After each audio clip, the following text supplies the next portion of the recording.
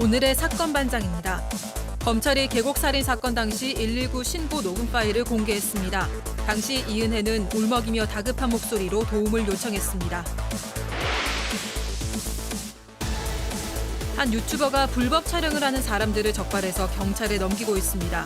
영상에는 불법 촬영범들이 범행을 부인하다 결국에는 선처를 호소하는 장면이 그대로 담겼습니다. 30대 아들이 60대 어머니를 폭행해 살해한 혐의로 재판에 넘겨졌습니다. 아들은 커피를 달라고 했는데 주지 않고 잠을 잔다는 이유로 효자손 등으로 폭행했습니다. 여러분 안녕하십니까? 자, 지금 전라권에서 지금 비가 조금씩 오고 있다고 하고요. 또 일단 내일 오전쯤 되면은 일단 이 비는 멈추겠지만 다음 주 광복절 이후가 되면 또 중부지방 많은 비가 내린다고 합니다. 어떻게 생각하십니까? 예, 알겠습니다. 자, 아무튼 우리 가족 여러분들 정말 비 피해 없도록 만전을 좀 피하셨으면 좋겠네요. 예, 진실 추적자 사건 반장 시작합니다. 어제 전해드렸던 그 충격적인 치킨, 이른바 담배꽁초 치킨, 이게 뭐예요? 항의했더니 이거 덜어내서 드세요 했던 바로 그 치킨. 결국 그 치킨집 문을 닫기로 했습니다. 본사에서 영업정지 때리니까 가맹점주가 그만할래 했다는 거죠. 폐업하겠다. 잘 생각했습니다. 그렇게 해서는 어차피 되지도 않을 장사였고 M1 다른 치킨집 사장님들까지 힘들게 할 일도 아니었습니다. 자, 오늘 출연자 소개해 올리죠. 예, 김서연 기자, 양지열 변호사, 그리고 오윤성 순천향대 교수, 박지훈 변호사 나오셨습니다. 안녕하세요. 안녕하세요. 예, 호텔 격리 기간 동안 사반 덕분에 덜 심심했어요 하신 은희님, 퇴근길 나의 친구 사반 육반 알러뷰 하신 악마방쌤님, 여름방학 특가 세일이라고 해서 아들 좋아하는 메론 주문했는데 세상에 속이 다 썩었어요. 제 맘도 썩었습니다 하신 장은영님, 사진까지 보내주셨는데 보니까 정말 판매자 누군지 몰라도 양심불량이더라고요. 자, 군산대 남문 앞에 사거리 물이 무릎까지 찼어요 하시면서 영상 보내주신 이현명님, 아빠처럼 군인이 되겠다는 고1 딸 소윤이, 동생 지윤이도 사반 가족입니다 하신 전귀영님, 미국 사시는 소피아님, 조희숙님, 김경화님, 취준생 주혜진님 모두 사랑합니다.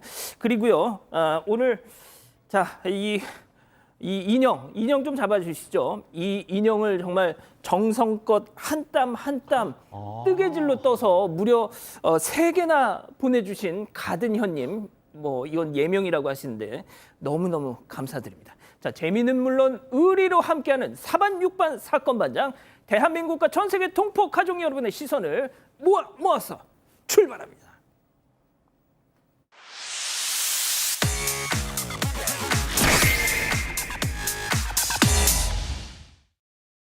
첫 번째 뉴스 보여주시죠. 침수 도로 돌진입니다. 자, 영상 함께 보시죠. 자, 여긴 한강공원 인근 도로입니다. 자, 공원 쪽은 이미 흙탕물 한가득이죠. 자, 그런데 저 멀리서 빨간 원 안에 달려오는 흰색 차, 안 돼, 거기 가지마, 안 돼, 가지마, 안 돼, 들어가지 마. 풍덩 빠졌습니다. 좀 이해가 안 가는데요. 잠시 후 지금 픽업 트럭이 견인차가 오고 있습니다. 자, 저걸 끌어내야 되는데, 자, 지금 견인 중이죠. 끄집어내고 있습니다. 자, 침수차 주변 물을 밀어내주면서 그제서야 바리케이트까지 지금 경찰이 설치를 했네요. 다른 차들 못 들어오게끔. 박 변호사님, 네. 저 흙탕물인 거 보였을 텐데 글쎄요. 인생 뭐 있어 직진이야 이런 거였을까요? 실수를 했거나 착각을 했거나 하여튼 그런 상황인데 가장 걱정이 되고 관심이 되는 부분이 과연 보상을 받을 수 있느냐 이 부분입니다. 침수차 보상은 우리 보험 종목 중에 대인 대물이 있고요. 이거는 자기가 사고를 내서 사람을 다치게 했거나 아니면 물건을 손괴했을 때 말고요. 자기 차량이 어떤 천재지변 등등으로 파손이 입었을 때 자차 담보가 있습니다. 자기 차량 손해 담보.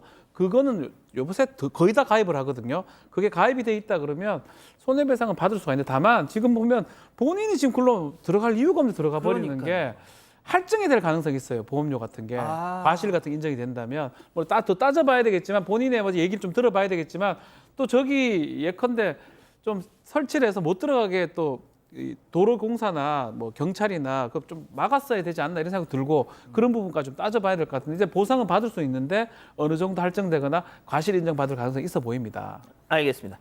자, 그리고 맨손으로 이 배수구 쓰레기를 치워가지고 더 큰 피해를 막았던 그 강남역 슈퍼맨 아저씨, 사반에서도 영웅이라고 소개를 했었죠, 저희가. 그 후기가 전해졌다면서요? 네, 며칠 전 서울 등 중부지방에 폭우가 쏟아져서 피해가 막심했던 날 강남역 인근 배수로를 막고 있는 쓰레기를 맨손으로 치운 남성이었죠. 이 강남역 슈퍼맨 덕분에 무릎까지 차올랐던 강남역 일대 빗물이 빠지기 시작했다는데요.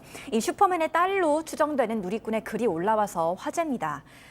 어제 새로 산 옷 입고 좋아하면서 출근하신 우리 아빠. 걱정돼서 전화했는데 강남에 갇혔다고 하시더니 밤새도록 혼자 하고 오신 일을 유튜브를 보고 알았다면서 아하. 머드 축제를 갔다 온 사람 마냥 새로 산 옷이 더러워져서 옷은 버려야 한다는 근황을 전했습니다. 아이고, 세상에 저 옷 저거 버리셨구나.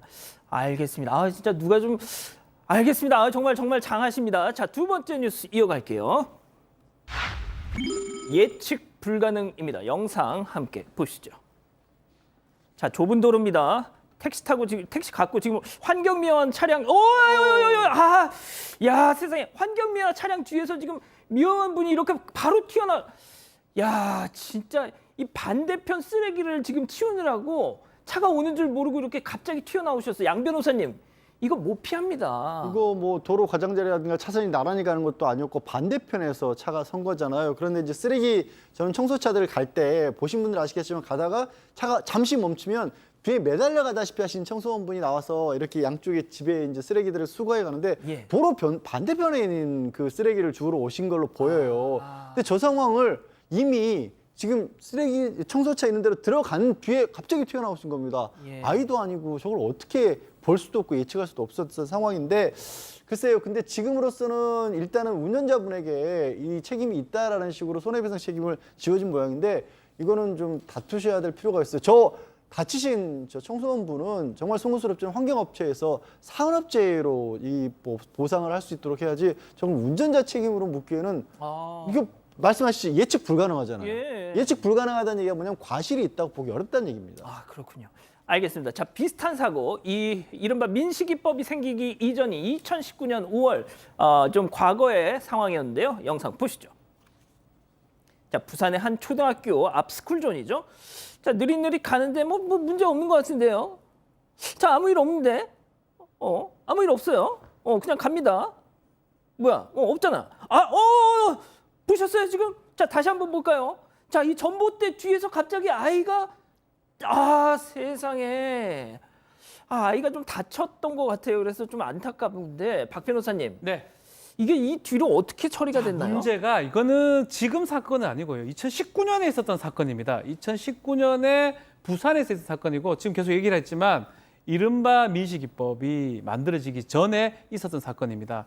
다만 지금 이 아이의 부모님이 이 영상을 보고 아이가 좀 너무 고통스러워한다, 뭐 트라우마 같은 게 생겼다 아이고야. 라고 하면서 이제 문제 제기를 했는데 사실은 그때 기준으로 판단을 해야 되는 거거든요. 2019년도는 그 당시 뭐 중과실에 해당하긴 했지만 어쨌든 간에 합의를 보고 마무리가 됐던 사건인데 지금 와가지고 이게 민식이법을 적용할 수 없고요.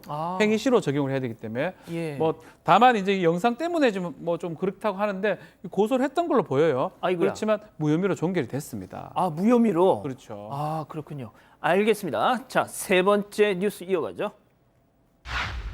주차장 태닝남입니다. 자, 이거 사건 마냥 우리 가족분께서 보내주신 제보 영상인데요. 함께 보시죠. 자, 이 남성 살을 태우고 있습니다. 태닝 중인 거죠. 여긴요. 살아있네. 부산이고요. 7월 중순 어느 일요일. 자, 그런데 2주 뒤에 저 남성이 저렇게 다시 출몰을 했습니다. 바로 그 자리, 같은 자리에서 또 태닝. 도대체 여기는 어디길래? 모래는 안 보이는데 보십시오. 선명한 저 주차선과 저 건너편 도로까지.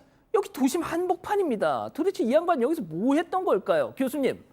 예, 부산이 지금- 아무리 바닷가 도시라도 글쎄요. 우통을 벗고 저렇게. 지금 얘기 듣기로는 저기에서부터 한 55분 내지 10분 정도만 걸어가면 해변이 있대요. 5분 내지 10분. 예. 어허. 그러니까 거기 가서 태닝을 하시면 되는데 지금 제가 볼 때 뭐 아마 사람들이 해수욕장에서 많은 곳에서 태닝을 하게 되면 별로 관심을 끌지 못할 가능성이 있기 때문에 아마 저분 같은 경우는 좀 차별화 전략을 해서 남의 눈을 좀 끌어야 되겠다 이렇게 생각을 하신 것 같아요. 근데 이제 얼마 전 서울 시내에서도 보면은 뭐 이렇게 비키니 옷 입고 오토바이 타고 가는 그런 사람들 있지 예. 않습니까? 그런 사람들하고 조금 비슷한데 지금 보니까 주기적으로 7월 중순 일요일 날 나타나서 2주 뒤에 일요일 날 나타났으니까 지금 정도 나타날 때가 되지 않았나 생각이 드는데 어쨌건 이거 뭐 제보자가 다시 나타나면 신고하신다고 하니까 또 이거 방송을 아마 그분이 보면 안 나타날 수도 있을 것 같습니다. 자, 지금 제보자분께서는 들으셨겠지만 이거는 좀 아닌 것 같다. 어떻게 도심 한복판에서 저렇게 이 하의만 걸치고 저렇게 이거 신고할 수 있습니까, 변호사님? 아니 뭐 신고는 하는데 과연 이걸 또 경찰에서 얼마만큼 고민해야 하는지 모르겠는데 조금 전에 오윤성 교수님이 말씀하신 그 서울 도심의 오토바이와 비키니 같은 경우에도 그때도 변호사들은 이거 과태료 부과 대상이 안 된다는 얘기가 굉장히 많았지만 워낙 사회적으로 크게 논란을 일으키고 또 그 오토바이 그 운전하신 분이나 비키니 그 입으신 분은 보여주고자 하는 게 목적이었잖아요. 예. 노출 자체를 하는 게. 아하. 근데 저분은 적어도 노출 자체를 하는 게 목적으로 보이진 않아요. 주변에 사람도 없고. 일요일이니까 아마 공영주차장 같은 곳으로 보이는데 사람이 없는 곳에 또 가서 했단 말이에요. 물론 제보를 하신 분 입장에서는 멀리 떨어져 있어도 저 눈살을 찌푸리게 하는 행동은 맞는데 저것까지 과태료 대상이 될까 저는 조금 의아하긴 합니다. 근데 아무리 아메리칸 스타일이라도 도심 한복판에 저렇게 우통을 다 벗고 다니는 거는 좀 저게 저런 일들이요. 예. 갑자기 잊고 있었던 한 20년 전에 제가 이 언론사 있었을 때 예. 그때도 옥상 주차장에서 저렇게 태닝하시는 분들이 논란이 된다라는 거를 한번 이제 단신으로 제가 쓴 건 아니고 제 동기가 썼던 적이 있거든요. 예. 지금 그때랑 비슷한 상황이 이어지고 있는 거죠. 뭐. 알겠습니다. 가급적이면 해운대 이 주변 가서 하세요. 자, 네 번째 뉴스 이어갈게요. 섬뜩한 사진. 얼마나 섬뜩할까요? 등골이 오싹해지는 사진 2장 모아봤습니다. 먼저 보시죠. 자, 한 유통업체에서 내놓은 쿠키 사진인데 이 문구, 요 문구 읽고 하셨다면은 동학개미 아니면 서학개미십니다. 내 주식처럼 사르르르르르르르르. 일각에서는 야 장난 지금 나랑 하냐 하면서 막 되게 이거 문구를 보시면서 발끈하시는 분들도 계셨고 또 어떤 분들은 왜 이렇게 사람들이 예민한지 모르겠다. 뭐 그냥 웃고 그냥 넘어가면 될 걸 갖다가 뭐 이런 반응이 좀 엇갈린데요. 자, 다른 사진. 자, 여기는 커피차 사진인데 이 포스터 문구 이 한번 보세요. 락 페스티벌 끝난 뒤에 음주 단속 때 만나요라고 돼 있습니다. 락 페스티벌 끝난 뒤 음주 단속 때 만나요. 그리고 정말 이 포도리의 이 음침한 얼굴. 이 커피차를 보낸 사람 다름 아닌 인천 연수경찰서입니다. 올해 인천 펜타포트 락 페스티벌 관객들한테 이 커피차를 보냈다는 것이죠. 자, 박 변호사님, 포도리 말이죠. 딱 보면 그냥 밝은 데서 보면 귀여운데 플래시를 밑에서 이렇게 비추면은 무섭습니다. 지금 봐도 무섭고 무섭지만 이런 말씀하면 너무 교과서적인 얘기인데 자기가 죄가 없다면 무섭지 않겠죠? 죄진 사람은 상당히 무서워요. 네. 말씀 다 하신 거예요? 네. 진짜? 포도리가 참 귀여운데 저렇게 보면 참 무섭단 말이죠. 전 잘못한 거 없는데. 그러면 안 무섭죠. 무서워하지 마십시오. 알겠습니다. 자, 두 번째 앞서 보신 그 쿠키 사진. 예, 저거. 내 주식처럼 사르르르르르르르. 왜 저랬을까요? 네, 이 논란이 되고 있는 쿠키는 한 유통업체가 MZ세대의 감수성을 담아 시리즈로 출시한 자체 판매 상품입니다. 자매품으로는 이번 주도 버텨라 버텨 버터소금 쿠키, 연차 반차 녹차 쿠키, 기분이 아주 초코 같네 초코 쿠키 등이 있는데요. 이 MZ세대가 기분이 뭐 같다고요? 아주 초코 같다고 합니다. 초코 같다. 언뜻 들으면 약간 욕 같기도 하고.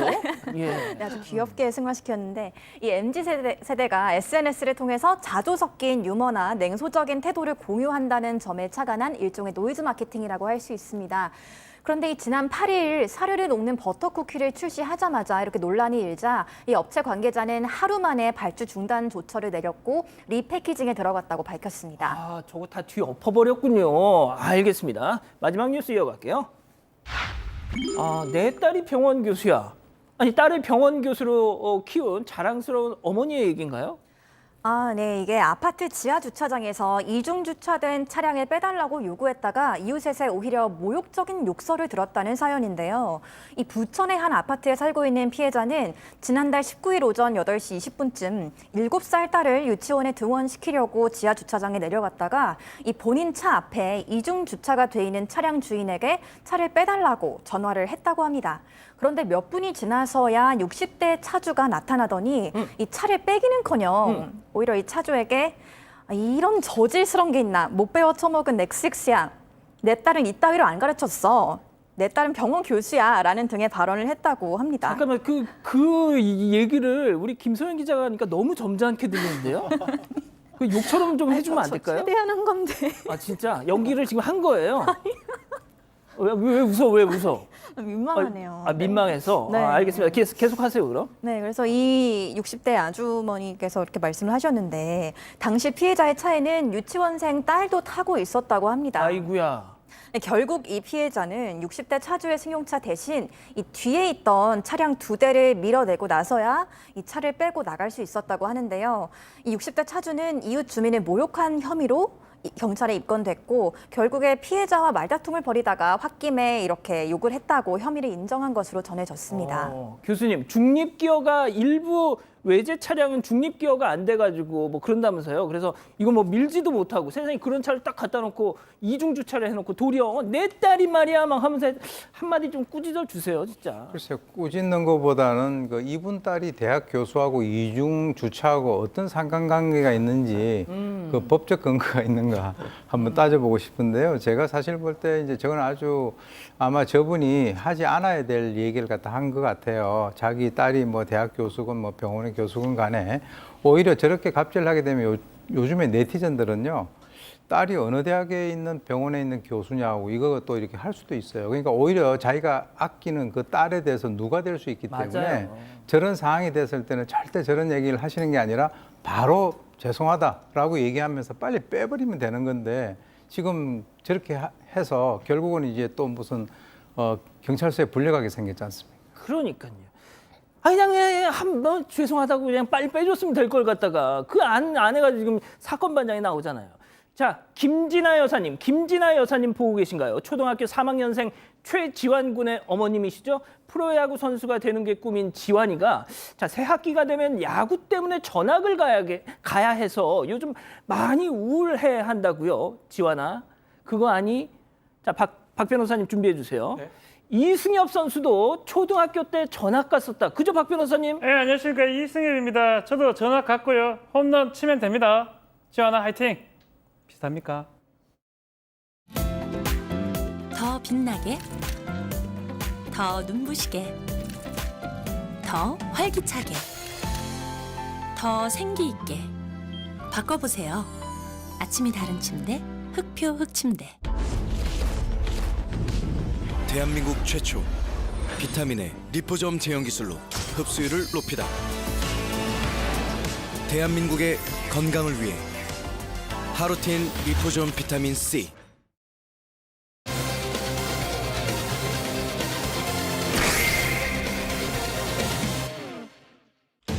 검찰이 계곡살인 사건 당시 119 신고 녹음 파일을 공개했습니다. 당시 이은혜는 울먹이며 다급한 목소리로 도움을 요청했습니다. 공개된 녹음 파일을 들여다봅니다. 참 저희가 오랜만에 다뤄보네요. 이은혜. 예, 이은혜와 공범 조현수에 대한 재판이 현재 진행 중인데 마침 오늘 5차 공판이 있었다고 합니다. 자, 그 얘기 짚어보기 전에 오늘 이 법정에서 말이죠. 정말 생각지도 못한 좀 우발적인 상황이 벌어졌다면서요. 네, 이 계곡 살인 사건의 피해자 윤모 씨의 어머니가 오늘 법정에서 전 며느리 이은혜 씨의 왼쪽 어깨를 우산으로 때리면서 이 나쁜 X라고 소리쳤습니다. 재판이 끝나고 퇴정하다가 갑자기 우산에 맞은 이 씨는 굳은 표정으로 3초 정도 윤 씨의 어머니를 뚫어지게 쳐다보다가 교도관들을 따라서 법정 대기실로 이동했는데요. 윤 씨의 어머니는 때리면 안 된다고 제지하는 경위에게 왜 때리면 안 되냐면서 울분을 토했다고 합니다. 자, 이제 숨진 아들의 전 며느리죠. 부인 이은혜를 어머니가 교수님 오죽했으면 세상에 우산으로 저렇게 하셨을까 싶습니다. 예. 아마 지금까지 이은혜 관련 사건과 연관해서 아마 어머니가 등장한 거는 거의 처음이신 것 같아요. 그 이전까지는 이제 누나가 주로 나왔었고 매형이 나왔었는데 아마 저 어머니 같은 경우는 그야말로 생떼 같은 아들을 그야말로 40년 동안 키워가지고 저 지경까지 됐으니까 아마 뭐 어머니가 저 재판정에서 저렇게 하는 것이 어떻게 보면은 뭐 정상적인 것은 아니지만 아까 우리 앵커께서 말씀하셨듯이 오죽하면 예. 그렇게 했겠느냐라고 하는 그런 측면에서는 뭐 상당히 좀 일부 공감되는 그런 부분도 있는데 오히려 이은혜 같은 경우는 그러고 난 뒤에 그 어머니를 한 3초 이상 이렇게 째려보다가 그러니까요. 그리고 이제 나갔다라고 하니까 제가 봤을 때는 뭐 그렇게 사실 눈을 깔아야죠. 예. 자, 박 변호사님, 네. 오늘 지난 4차 공판에서 있었던 내용 좀 소개 좀 해주시죠. 네, 서증 조사가 됐습니다. 증거 조사인데요. 서증 조사는 뭐냐면 이 증거 중에 서류를 이제 보고 설명하고 이 제시하는 절차를 말합니다. 서증 조사를 지금 실시를 했는데 주로 검찰에서 서증을 설명하고 보여주는데 기록이 상당히 많습니다. 1만 페이지 이상 되다 보니까 재판부에 요청을 해가지고 이것을 컴퓨터 파일, PDF 파일로 해서 볼 수 있도록 원래 같으면 어떻게 하냐면 기록을 갖고 와가지고 이제 이 보여주는 방식으로 많이 하는데 예. 그 요청을 좀 받아들였고요. 지금 서증을 그런 식으로 변환한 다음에 일부 제시하면서 증거 조사를 실시했습니다. 자, 그럼 여기서 오늘 사건 체크포인트 짚어보죠.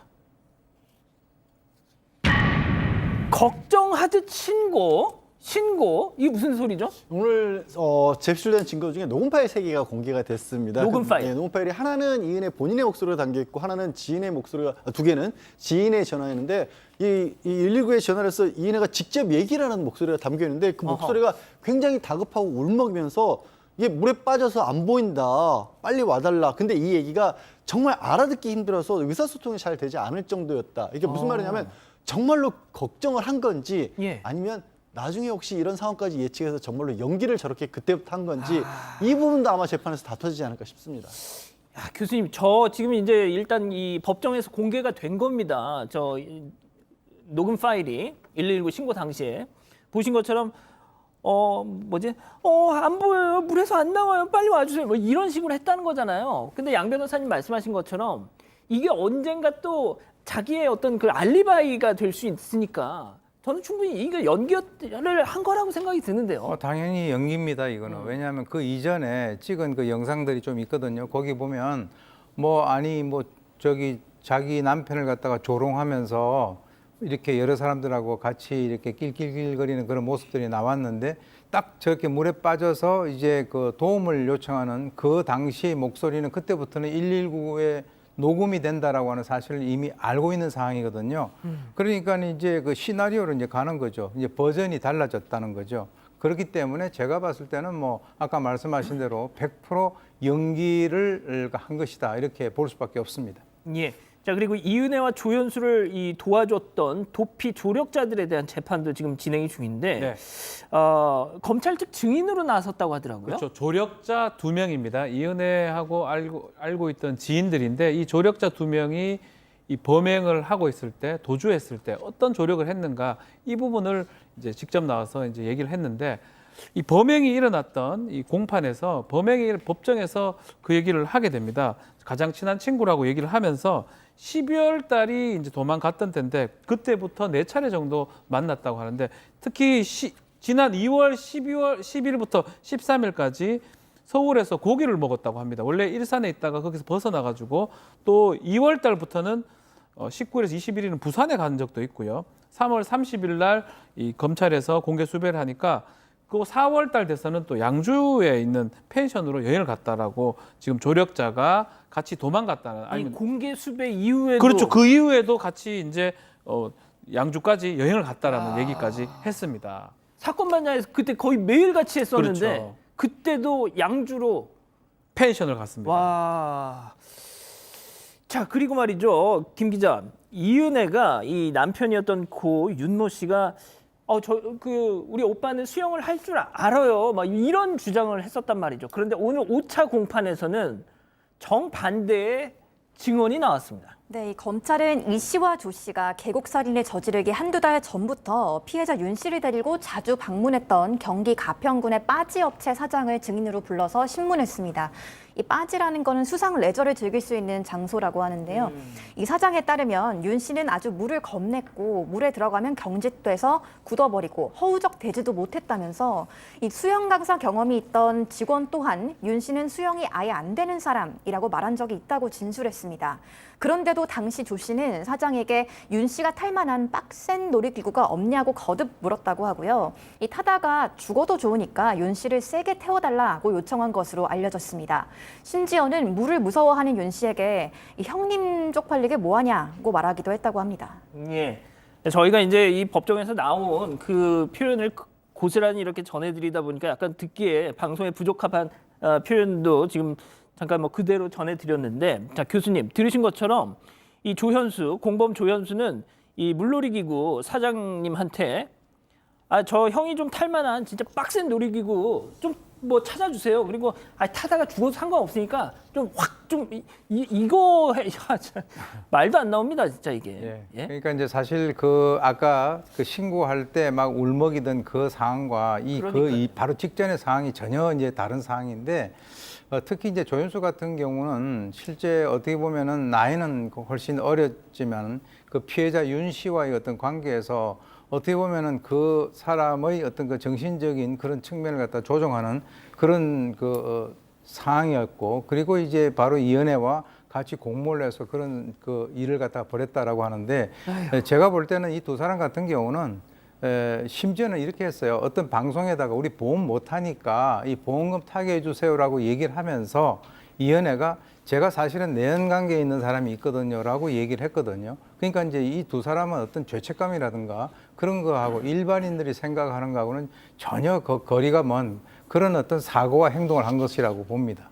자, 양 변호사님, 하지만 저런 증언까지 나왔음에도 불구하고 이은혜 측은 여전히 자신의 남편 고 윤모 씨가 여전히 수영을 할 수 있었던 사람이라고 계속 주장한대요. 그러니까 사건 7개월 전에 공교롭게도 베트남의 휴양지에 또 놀러를 갔었잖아요. 거기서 이 물에 들어갔다가 나오면서 머리가 젖어 있는 사진이라든가 아니면 그쪽에서 해양 스포츠를 했던 사진 같은 것들을 펴봐라 수영할 수 있다라고 또 이은혜 측에서는 주장하는 겁니다. 근데 그 사진을 보고 조금 전까지 증언했던 그 빠지 업체 사장 있잖아요. 예, 예. 그러니까 그 사장님이 반론을 해요. 저거 물에서 나오긴 나오는데 저거 가슴 깊이 정도밖에 안 되는 수영장이다. 그리고 자기가 하는 빠지 업체에서도 물놀이 기구를 여러 가지 타는데 저 사망한 지금 저 희생자 같은 경우에는 물가에서 쉽게 빠져나올 수 있는데 아니면 아예 들어가지를 않았다. 그리고 한 번 그 전에 왜 낚싯대에서 빠뜨려서 이게 해치려고 했던 맞습니다. 그런 의심도 받았잖아요. 그 낚싯터 사진도 보고는 저기는 이 희생자 같은 경우, 피해자 같은 경우는 절대로 혼자서 못 나올 정도의 거리다. 7, 8m 정도밖에 안 돼도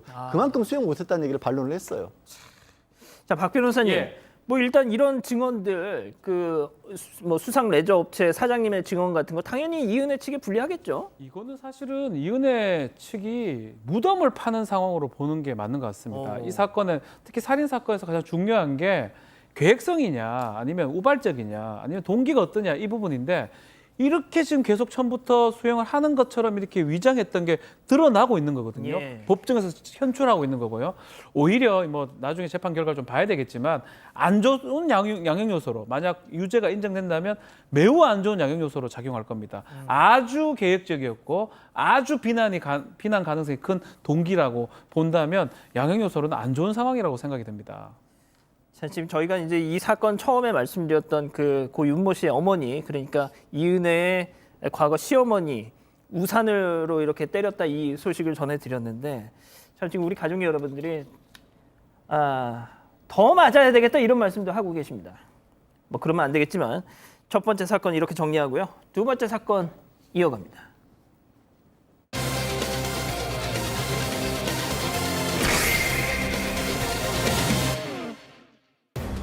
한 유튜버가 불법 촬영을 하는 사람들을 적발해서 경찰에 넘기고 있습니다. 영상에는 불법 촬영범들이 범행을 부인하다 결국에는 선처를 호소하는 장면이 그대로 담겼습니다. 어떻게 된 일인지 알아봅니다. 자, 이 불법 촬영범 나쁜 사람들이죠.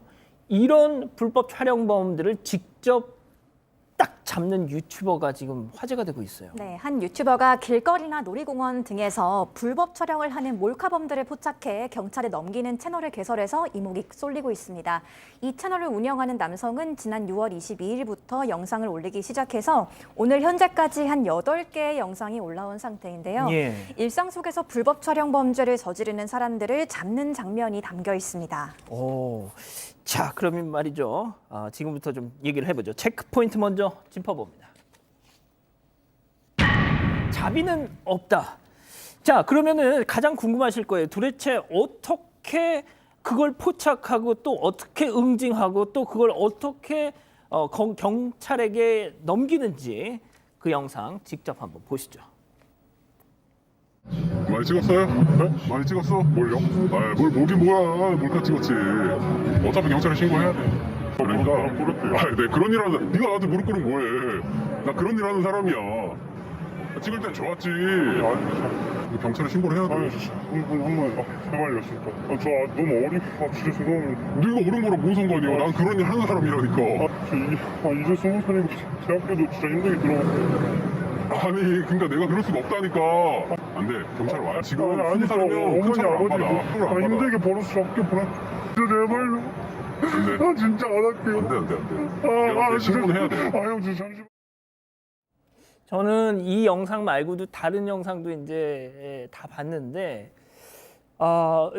교수님 유형별로 좀 달라요. 지금 보신 저 친구는 죄송해요. 저 대학도 힘들게 갔어요. 막 싹싹 비는 친구가 있는가 하면 끝까지 오리발, 심지어 경찰한테 넘어갈 때까지도 오리발인 인간들이 있습니다. 통상 이제 보면 이 몰카를 촬영하는 사람들 중에서 아까 말씀하셨던 지금 이 친구 같은 경우는 이제 나이가 좀 자기 말대로 어리니까 저렇게 되는데 보통 몰카를 찍는 사람들 같은 경우는 끝까지 부인을 합니다. 그러다가 나중에 이제 그 경찰에 가고 난 이후에 이제 그런 식으로 본인이 이제 수긍을 하는데 아마 이 사람이 얘기하는 거 보면 자기가 하는 행동이 잘못됐다라고 하는 것에 대해서는 확실하게 인식을 하고 있는 것으로 이제 보이는데 사실 뭐 나이가 어리다 학교도 겨우 갔다 그리고 어머니 아버지가 집 돈을 벌어서 나를 갖다 이렇게 그 뒤에서 이렇게 지원을 해준다 하는 이런 얘기를 하는 거 보면 아마 들키기 전하고 들키고 난 이후에 있어서의 그 상황이 그야말로 완전히 이제 다르다라고 하는 것을 본인이 인식을 한 것 같은데요. 뭐 그렇게 어떻게 보면 가슴이 툭 떨어질 정도가 됐었으면 당연히 안 했었어야죠. 예.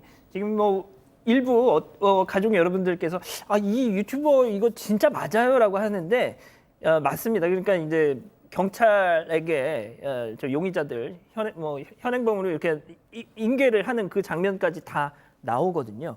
자 그런데 양 변호사님 처음으로 잡은 불법 촬영 유튜버가 이런 어떤 유튜브 사이트를 만들기로 마음을 먹고 나가서 처음으로 잡은 범죄자라고 하고요. 그다음에 뭐 다른 날 같은 장소에 갔었을 때도 하루에 2명을 그 자리에서 또 검거를 했다라고 합니다. 첫 번째 잡은 저 남성 같은 경우 굉장히 부지런하다는 표현이 좀 이상하긴 합니다만 많이 촬영을 하고 있어서 금방 눈에 띄었다라고 하네요. 그러니까 이게 박 변호사님 한 장소에서 세 명의 이 불법 촬영범을 잡았다. 네. 그러니까 이 유튜버 분이 제가 보니까 그 사람들의 어떤 행동 패턴 그리고 그 사람들의 어떤 습관 이런 걸 정말 제대로 알고 있어요. 그렇죠. 지금 평일날은 한 9시간, 10시간 정도 한다 그러고요. 주말에는 12시간, 토요일에 12시간 이상을 같은 장소, 비싼 장소에 사람들 많이 모이는 장소에 가서 살펴보는 것 같습니다. 좀 뭔가 이상하다, 이거 어떻게 잡을 수 있냐 이렇게 생각할 수도 있겠지만 이게 아마 뭐 좀 이렇게 계속 보다 보면 이게 말이 맞는지 장인 정신 비슷하게 딱 보여나 봐요. 저도 정확 뭐 이걸 알 수는 없는데 예컨대 행동이 반복되거나 이상하거나 어색한 모습들을 봤을 때 그 사람들을 유심히 보고 찍어두고 그러다 보니까 같은 이 홍대 쪽인데 같은 곳에서 3명씩 4명씩 발견한다라는 거거든요. 그래서 조금 이상하긴 한데 어쨌든 경찰도 지금 오고 또 불법 촬영범이 잡히는 모습까지 이 촬영이 된 걸 봤을 때는 아마 이 유튜버가 아주 노력하고 아주 많은 시간을 투자했기 때문에 가능했던 게 아닌가 이렇게 보입니다. 그런데 진짜 김 기자 별의별 유형의 인간들이 다 있다면서요. 네, 그리고 잡는 방법도 되게 다양했는데요. 뭐 자전거에 달아놓은 블랙박스, 차량용 블랙박스를 이용해서 잡기도 했고요. 놀이공원에서 치마 입은 여학생들을 찍은 남성도 용케 잡아서 경찰에 넘겼다고 합니다. 이 불법 촬영범들 대부분은 처음엔 범행을 부인하다가 결국 선처를 호소한다고 합니다.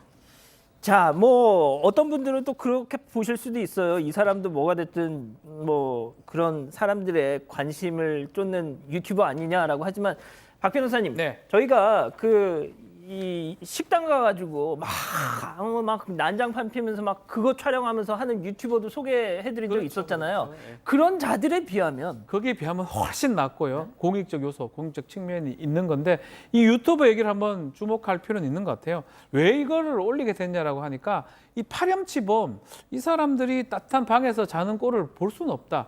자신은 이전에도 한 10여 명을 이렇게 검거를 하거나 도움을 준 적이 있는데 공익에 도움이 되는 유튜브를 좀 하면 어떨까라고 생각을 했는데 어쨌든 간에 이 성범 잡는 거 쉽지는 않다라고 하면서 최선을 다해서 공익에 도움이 되는 유튜버가 되겠다라고 하는데 그래서 이제 좀 이따 오 교수님 말씀 주시겠지만 사실 이게 양날의 검이 될 수가 있거든요. 현행범 체포를 하는 과정이니까 뭐 불법적 요소가 적을 수도 있지만 어쨌든 간에 이게 어떤 안 좋은 상황으로 예컨대 강력한 상황으로 갈 수도 있기 때문에 이걸 계속 제가 하라고 말씀드리기에는 쉽진 않을 것 같습니다. 예. 그러니까 뭐 지금 뭐 박 변호사님도 약간 좀 우려스러운 부분을 얘기를 하셨지만 교수님, 그러니까 이게 어떻게 보면 사적 응징. 예전에 드라마 뭐 모범 택시라는 드라마 있었지 않습니까? 뭐 이런 사법 당국이 이거 어떻게 손을 못 대는 사람들 따로 가가지고 막 뭐 이렇게 하고 이런 거. 약간 그런 느낌. 뭐 그런데 차이가 있다면 뭐가 됐든 경찰에 인계는 한단 말이죠. 네, 그러니까 이제 우리가 보면 디지털 교도소라고 여러분 기억이 나시죠? 그러니까 뭐 어떤 잘못한 그런 것들을 갖다가 아예 신상 공개를 해버리는.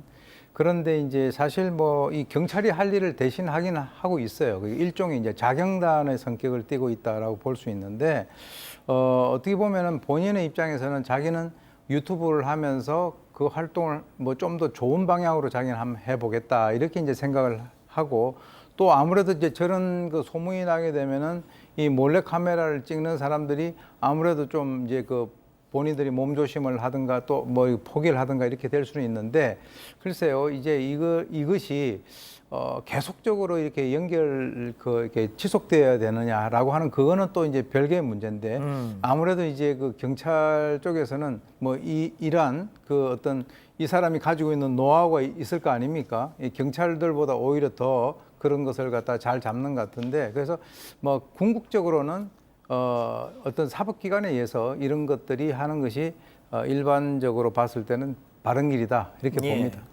자, 김 기자, 이 유튜버의 개인적인 각오도 있더라고요. 네, 이 유튜버는 이 채널을 통해서 몰카범 한 100명을 잡고 경찰에 넘기는 게 목표라면서 지금이야 뭐 채널이 유명하지 않아서 몰카범들도 이런 채널이 있다는 걸 모르겠지만 점점 구독자가 늘어나고 유명해지면 몰카범들도 많이 시청할 거고 그렇게 되면 걸릴까 싶어서 몸살이게 됐고 몰카 행위도 현저하게 낮아지는 그런 순기능이 생길 걸로 확신한다고 말을 했습니다. 그리고 자비 없이 발견하면 경찰차 태워서 보내겠다고 강조했습니다. 자, 양 변호사님, 일단 법적인 부분도 좀 점검을 해 주시죠. 이 분이 이렇게 좀 불법 촬영하는 범죄자를 현장에서 잡아서 경찰에게 넘기는 것은 현행법상 형사소송법도 인정하는 현행범 체포에 해당할 수가 있습니다. 현행범 체포는 누구나 할 수가 있거든요. 다만 그 과정을 촬영해서 이걸 유튜브에 올린 것도 별개의 문제가 될 수 있어요. 저도 원본을 못 봐서 얼마만큼 신원을 알 수 있는지는 파악할 수가 없습니다만 만약에 검거된 사람들이 그 사람의 신원이 노출될 정도가 된다라면 이건 사적 응징에 해당할 수가 있거든요. 고소를 한다거나 하면 이 유튜버도 법적으로 곤란을 겪을 수는 있습니다. 그렇군요. 주의는 필요하다고 보입니다. 근데 영상을 봤더니 신원이 드러나지 않게 음성 변조도 다 하고 이 블러 처리도 다 했더라고요. 법적인 조언을 아마 그러면 좀 구해서 지금 작업을 하시는 걸로 보입니다. 그랬던 모양입니다.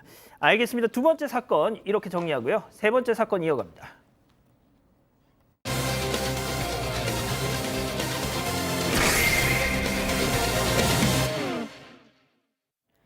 한 30대 남성이 112에 신고 전화를 합니다.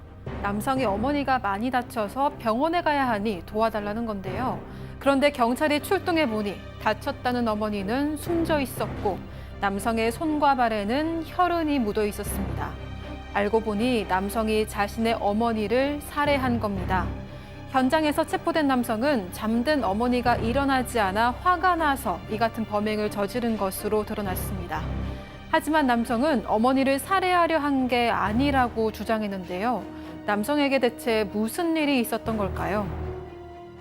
예, 정말 뭐 기가 찬 사건입니다. 일단 김 기자가 정리부터 좀 해주시죠. 네, 지난해 12월 24일 오후 3시 무렵 인천시 서구의 한 다세대 주택에서 당시 37살 남성이 어머니가 많이 다쳐서 응급실에 가야 한다는 신고를 112에 했습니다. 경찰이 현장에 도착했을 때 60대 어머니는 이미 숨진 상태였는데요. 이 남성의 손발에 혈흔이 묻어있는 점을 수상히 여겼던 경찰이 그를 긴급 체포했다고 합니다. 조사 결과 남성이 신고 전날 어머니를 주먹과 효자손 등으로 30분 동안 심하게 때려서 숨지게 했던 것으로 드러났는데요.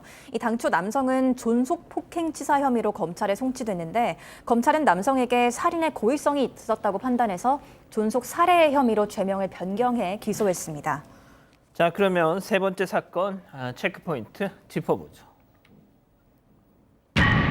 커피 안 주고 잠만 자서? 아니, 어머니가 커피를 자기한테 안 주고 잠을 주무시고 있어서 그렇게 했다?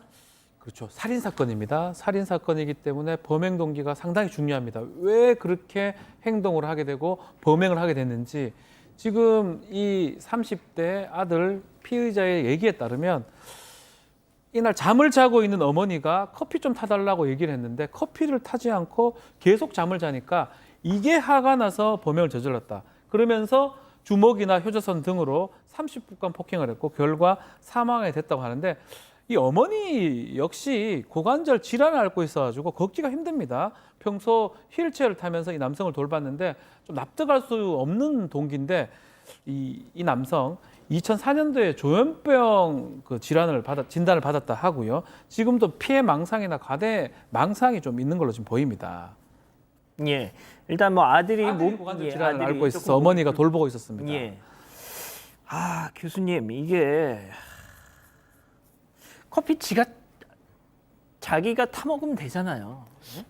이거는 우리가 이제 뭐 일반인들은 뭐 이 상황에 대해 가지고 아무리 이해를 하려고 해도 이해를 할 수가 없는데 일단 그 제가 좀 주목이 되는 것은 그 2004년도에 조현병 진단을 받았다.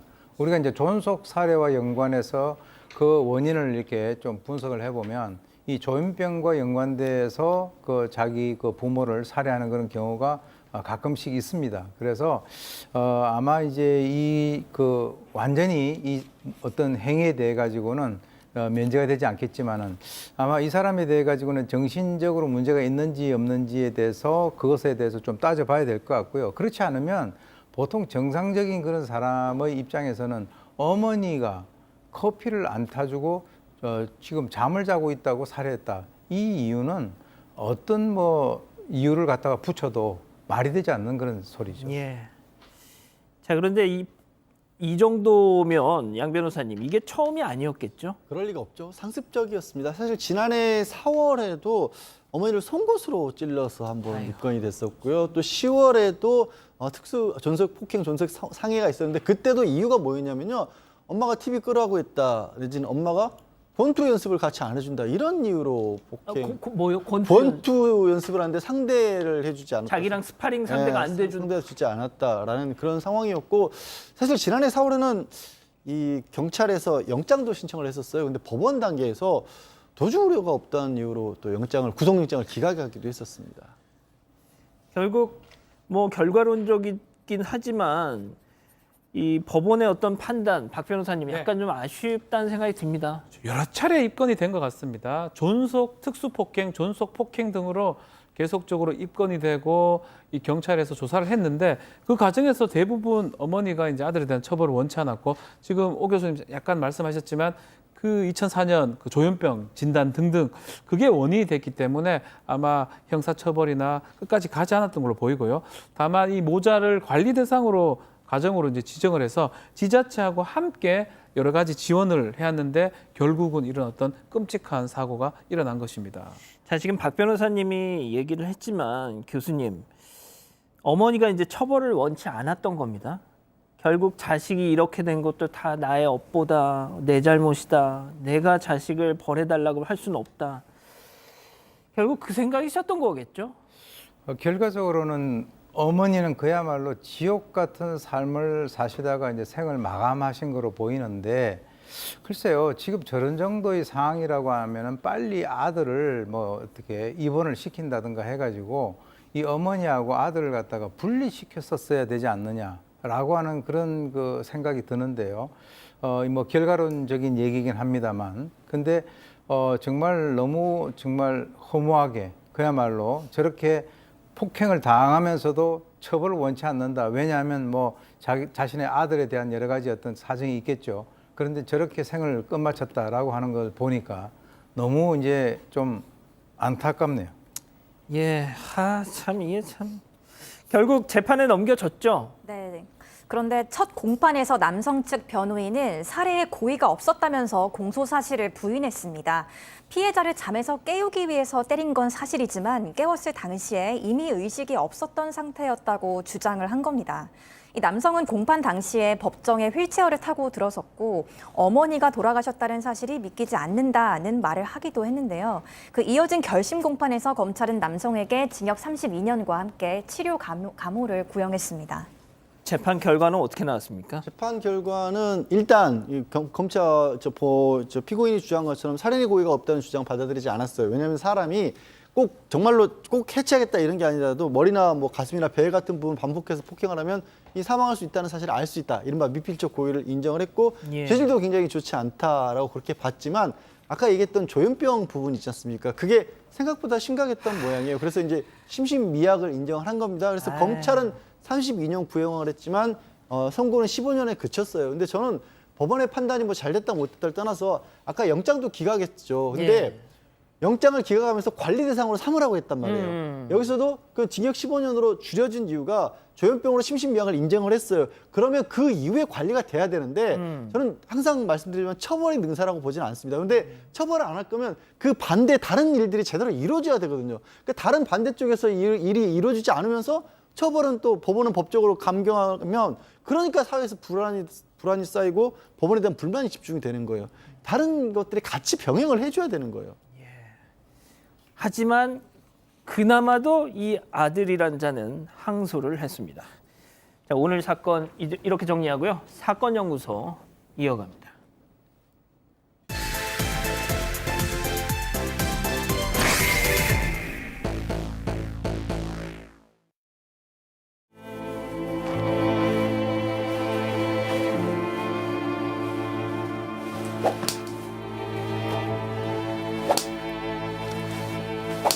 너도 대신 맞고 싶으냐?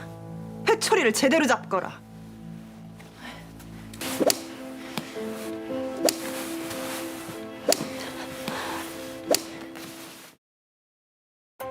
네, 이런 장면 많이 보셨죠? JTBC 드라마 하녀들의 한 장면입니다. 지난 2008년 이와 유사한 장면 촬영을 위한 오디션이 열렸습니다. 촬영 감독의 큐사인과 함께 한 남성이 긴 막대기로 여성 지원자의 종아리를 사정없이 내려칩니다. 잘못했습니다, 마마님. 용서해 주십시오, 마마님이라는 대사와 함께 이어지는 회초리 씬. 그런데 드라마 촬영 장면이라고 하기엔 매질이 너무 매서웠습니다. 대체 어떤 드라마의 촬영 현장이었을까요? 오늘 사건 연구소는 스타가 되려면 돌다리도 두드려야 한다는 교훈을 안겨준 사건에 대해 알아봅니다. 예, 잘못했습니다, 마마님. 제가 이 조선왕조 실록인가 아무튼 야상가 아무튼 뭐 봤더니 이 숙종 임금 시절에 인현왕후가 희빈장 씨가 이제 내명부의 기강을 흐트렸다면서 인현왕후가 직접 이 희빈장 씨의 이 종아리 회초리를 막 했다는 그런 기록을 제가 본 적이 있는데 아무튼 사극에서는 뭐 왕왕 나오는 장면이죠, 저런 거. 자, 그런데 이 사건이 말이죠. 2008년 당시 검찰이 선정한 황당 사건 중에 대표적인 케이스였습니다. 자, 일단 이 사건이 벌어진 이 촬영장 이 상황부터 좀 설명을 해주실래요? 네, 이 한 기획사에서 사극 촬영을 위한 오디션을 열었는데요. 이 상궁에게 회초리로 종아리를 맞는 무수리 역할을 따내기 위한 젊은 여성들이 모여들었습니다. 이 촬영 감독이 큐사인을 보내면 상궁 역할을 하는 기획사 직원이 여성 지원자들의 종아리를 직접 때렸고 이 장면을 다 카메라로 녹화하는 방식으로 진행이 됐습니다. 이 촬영 감독과 기획사 직원은 모두 30대 초중반의 남성이었고 지원자들은 다 19살에서 22살 정도의 젊은 여대생들이었는데요. 이 여대생들은 실제로 종아리를 걷어서 80cm가량의 나무 회초리로 종아리를 수십 차례 맞으면서 숫자를 세고 또 아까 잘못했습니다 마마님, 용서해 주십시오 마마님이라는 대사까지 읊어야 했는데 때리는 강도가 상당히 세서 아픔을 못 참고 소리를 지르는 지원자들도 있었다고 합니다. 근데 이게 실제 드라마 촬영 이게 맞았어요? 그럴 리가 없죠. 없죠. 그럴 리가 없죠. 지금 아까 얘기했던 30대 초중반의 이 두 사람이 거짓말을 한 건데요. 이른바 뭐 명문대에 나와서 고급 스포츠카 달고 다니는 상류층인 것처럼 행세를 하면서 기획사를 차립니다. 가짜로. 그리고 본인이 기획사 직원이고 한 사람은 촬영 감독이라고 해놓고 나이트클럽 같은 데서 부킹한다고 해서 지금 뭐 20대 초반이나 이런 여성들에게 접근해서 우리가 지금 뭐 배우를 찾고 있다. 신인 배우 찾고 있다. 근데 뭐 처음부터 조연 못하니까 이런 조연 해보지 않겠느냐라는 식으로 꼬드겼던 겁니다. 자, 그런데 이제 지금 이렇게 그냥 축약해서 얘기하다 보니까 저런 얘기 왜 속아라고 할 수 있겠지만 그렇진 않았겠죠, 교수님? 예, 그렇습니다. 왜 그러냐면 일단 이제 그 임대를 해가지고 스튜디오를 딱 이렇게 차려놓고 카메라 테스트까지 하고요. 그리고 전신 사진을 이메일로 보내라. 그렇게 해가지고 거기에 이제 그 5명을 선발합니다. 그러니까 그분들 같은 경우는 얼마나 이제 이거 내가 선발됐구나 그렇죠. 이렇게 생각했겠죠. 그리고 난 뒤에 이제 그 계약서를 써요. 계약서를 쓰는데 부모 동의를 받았고 그리고 촬영 중 생긴 상처에 대해서는 책임을 지지 않고 만약에 촬영 중에 소리를 지르거나 중도에 포기를 하게 되면 계약 위반으로 계약금의 3배를 위약금으로 물어야 된다. 그렇게 하면서 이제 그 합격 통지를 받은 5명의 여자들에게 상궁으로부터 해초리로 종아리 맞는 무수리 연기를 하자라고 하면서 뭐까지 줬느냐? 아르바이트 대금으로 20만 원까지 지급을 했습니다. 돈까지 주니까 진짜 이거 진짠가 보다라고 생각을 했던.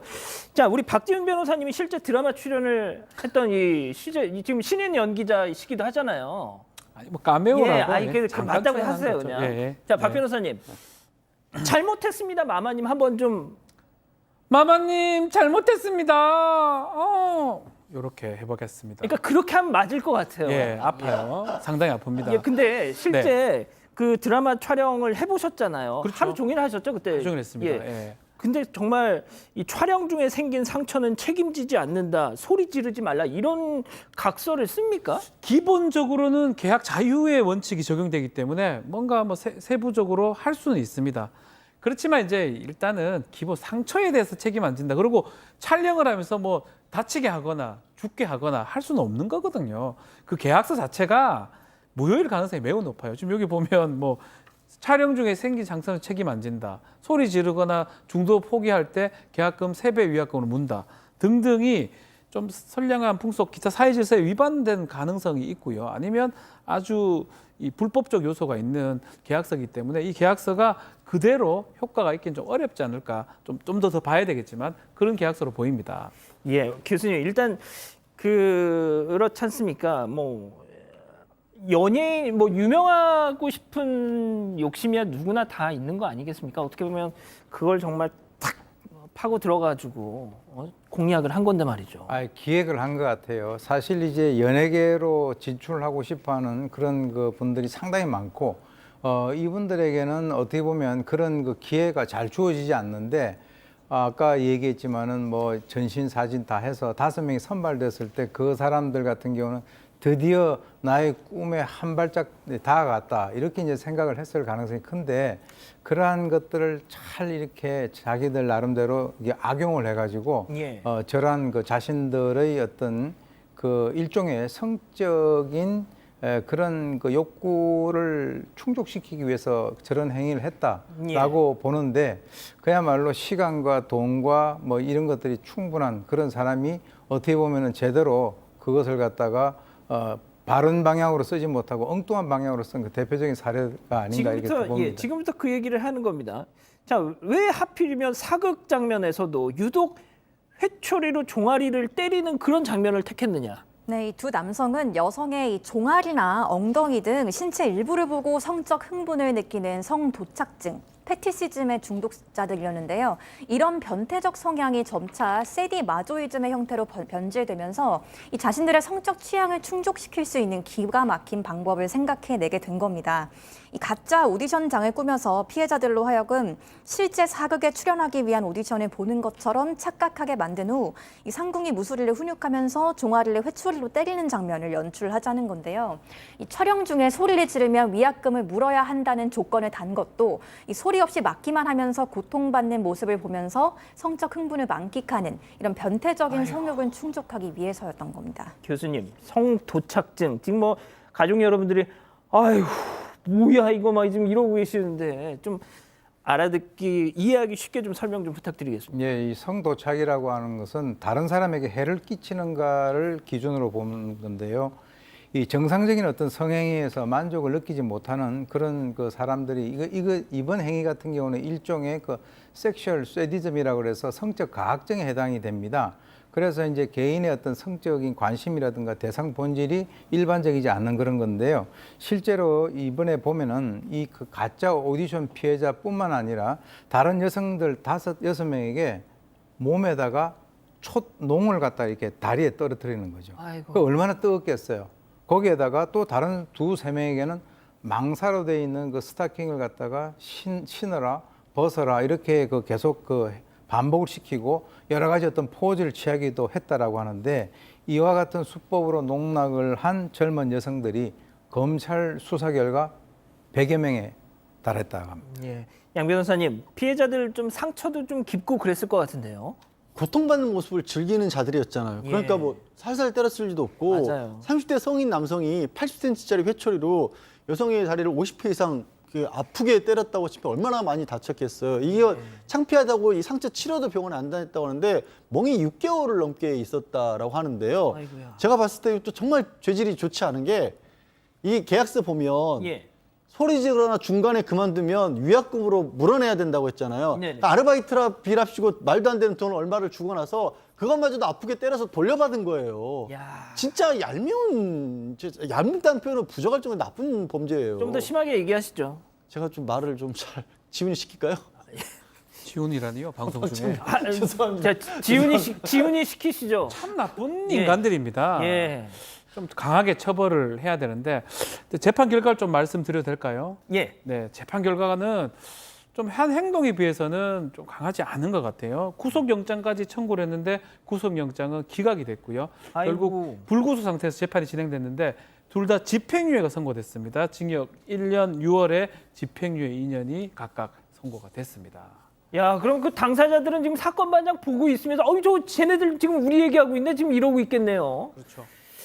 알겠습니다. 참 아무튼 뭐 지금쯤이면 정신 차렸기를 간절히 좀 기원해 보겠습니다. 오늘 사건 연구소 이렇게 정리하고요. 글로벌픽 이어갑니다.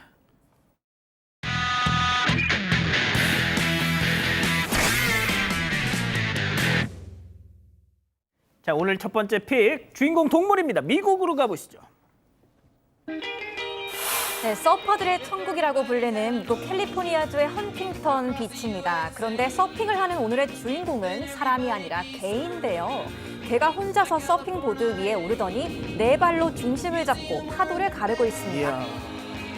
진짜 되게 서핑 대회인가요? 네, 그렇습니다. 미국에서 해마다 열리는 도글 서핑 대회인데요. 이날 전국 8도에서 파도 좀 탄다는 개들이 모두 모여서 솜씨를 뽐낸 겁니다. 이번 대회는 주인의 도움 없이 개 스스로 서핑을 하는 대회로 4개의 체급으로 나눠서 진행됐고요. 12분 동안 5차례 파도를 탈 수 있습니다. 이야. 우승을 가르는 채점 기준은요. 서핑의 기술, 그리고 지속 시간, 마지막으로 파도 위에서 자신감을 얼만큼 뽐내는지를 본다고 하네요. 그럼 이번 대회에서 우승을 노리는 견주의 이야기를 함께 들어보고 가시죠. Well, you know, Charlie I can't even explain his passion for it and how much he enjoys it. He has such a good time, even when we're not surfing competitively. If we just go to the beach and we're hanging out, and he takes the surfboard to the water and he'll bark on the waves and 네, 파도를 즐기는 개뿐만 아니라 견주들도 정말 즐거운 시간을 보내는 것 같죠? 자, 그렇다면 쟁쟁한 경쟁자를 모두 제친 오늘의 우승견은 멋진 고글을 끼고 등장한 페이스입니다. 견생 10년차답게 파도를 살펴가면서 중심을 잡는 모습이 아주 수준급이네요. 예. 우승 축하합니다. 개 잘 타네요. 예, 잘 탑니다. 계속해서 미국으로 가보시죠. 네, 포포스라는 이름의 고양이가 강아지 인디에게 이마를 비비며 애교를 부리고 있습니다. 포포스가 계속해서 그루밍을 하며 반응을 기다려보지만 정작 인디는 시큰둥한 반응인데요. 그러자 퍽! 애교를 받아주지 않아 심통이 났는지 주먹을 날려버리는 포포스. 하지만 그 정도로는 분이 안 풀렸던 걸까요? 양발까지 들고는 주먹을 마구 휘두릅니다. 안 받아줬다고? 네, 인디도 원래는 포포스의 애교를 잘 받아주곤 했는데요. 언제부턴지 이렇게 시큰둥한 반응을 보이기 시작했답니다. 아하. 포포스가 평소에도 애교를 부리는 듯 하다가 갑자기 태도를 바꿔 펀치를 날렸기 때문인데요. 인디가 그동안 많이 속았던 탓에 이날도 좋아하기보다는 눈치를 먼저 살폈던 것 같습니다. 진짜 고양이들이 팍팍팍팍 이게 얼마나 빠른지. 그렇죠. 인디도 이럴 줄 알았어. 또 속았다 하는 억울한 표정을 짓는 것 같죠. 이 영상을 본 누리꾼들도 역시 고양이의 마음은 알 수가 없다. 나름 눈치 본 건데 억울하겠다는 반응을 보였다고 합니다. 이 정도면 저라도 경계심을 놓기가 쉽지 않을 것 같네요. 그러니까 원투 이게 정말 빠릅니다. 자, 다음은 아랍에미레이트로 가보시죠. 한 남성이 낙타 안장을 단단히 동여매고 있습니다. 이걸 지켜보는 여성도 따라서 안장을 매보는데요. 자, 이후에는 낙타에서 안전하게 내리는 방법도 배우고 낙타를 알아가기 위한 설명도 듣습니다. 자, 이제는 실전에 나서야겠죠? 많은 사람들이 함께 낙타를 타고 사막을 거닐기 시작합니다. 약간 체험장 느낌인데요. 네, 그렇습니다. 이곳은 아랍에미리트 두바이에서 유일하게 낙타 타기를 배울 수 있는 공식 학교입니다. 사람들은 이곳에서 낙타와 차근차근 교감하는 법부터 배워가 나가는데요. 학교에서는 낙타가 과로하지 않도록 한 번에 2명을 태우지는 않고 또 체중을 제한하기도 하고요. 낙타 수업을 교대로 진행하면서 휴식 시간을 주는 등 동물의 건강도 살뜰히 챙긴다고 합니다. 저도 두바이 가게 되면 한번 배워보고 싶네요, 저거는. 예. 자, 다음은 최근 온라인에서 화제가 되고 있는 영상 함께 보시죠. 뭐야 이거? 저 물이 보이지 않을 정도긴 한데 수영장입니다. 사람들이 빽빽하게 들어찼죠. 중국의 한 워터파크에서 포착된 모습인데요. 자, 저기 보인 수백 명의 사람들, 인공파도의 짜릿함을 즐기기 위해 차례를 기다리고 있는 겁니다. 보통 우리나라에서 구명조끼 입고 물놀이를 하는데 중국에서는 저렇게 튜브를 타고 놀기 때문에 부피가 더 커 보이기는 합니다. 아무리 그래도 이건 파도에 치는 게 아니라 사람에 치이는 상황 아닐까요? 저 멀리서 보면 우유에 시리얼 탄 것 같아요. 저 진짜 저런 시리얼이 있어요.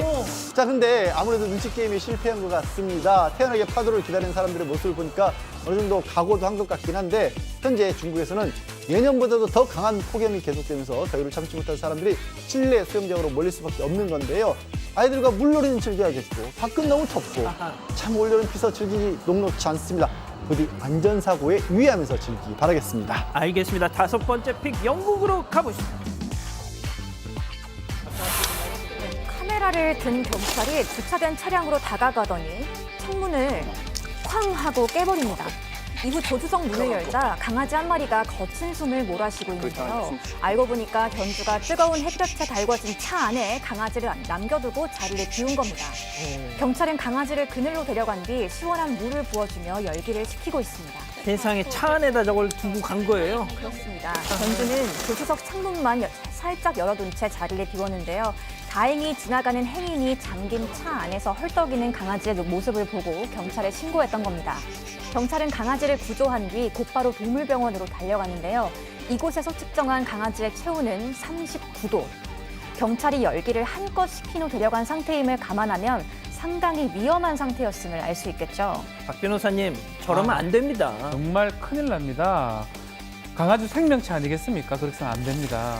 아우 더워라. 아우 더워라. 알겠습니다. 자, 마지막 미국까지 가보시죠. 네, 차들이 쌩쌩 뭐야, 이거? 달리는 뭐야, 이거? 고속도로 위로 경비행기 한 대가 등장하더니 갑자기 차량 사이를 비집고 비상착륙을 시도했습니다. 벌써 터졌어요. 네, 하지만 비행기가 바닥에 바퀴를 내리는 순간에 꼬리에 불꽃을 일으키며 미끄러지는데요. 충돌 후 화염에 휩싸인 비행기는 검은 연기를 마구 뿜어내고 있습니다. 조종사. 네, 경비행기는 착륙 직후에 방향을 꺾어서 트럭 한 대와 충돌했지만 조종사를 포함한 탑승자 5명은 모두 별다른 부상 없이 무사히 탈출했습니다. 네, 자칫 대형 참사로 이어질 수도 있었는데 비교적 통행량이 적은 낮 시간대였기에 대형 참사로 이어지진 않았습니다. 천만다행입니다. 자, 메가박땡 영화 관람권 이벤트 당첨자 빨리 소개해드리겠습니다. 대구 수성 소방서 타이거 헌터님인데요. 보시죠. 대구 수성 소방서에서 제일 고생 많고 실적 좋은 이 팀원분들을 위해서 사반에서 응원해주세요. 그리고 두삼이형 냉동식품 좀 그만 먹어 하셨고요. 아울러 대한민국 모든 소방대원 여러분 안전활동하십시오 하셨습니다. 소방관 여러분들 정말 항상 감사하고요. 두삼이형 냉동식품 그만 먹어. 예, 알겠습니다. 자, 사랑하는 사건반장 가족 여러분 시원한 밤 되시고요. 저희는 내일도 별이 6개 반, 사반 6반 6시 반에 다시 옵니다. 자나깨나 비조심 안녕히 계십시오.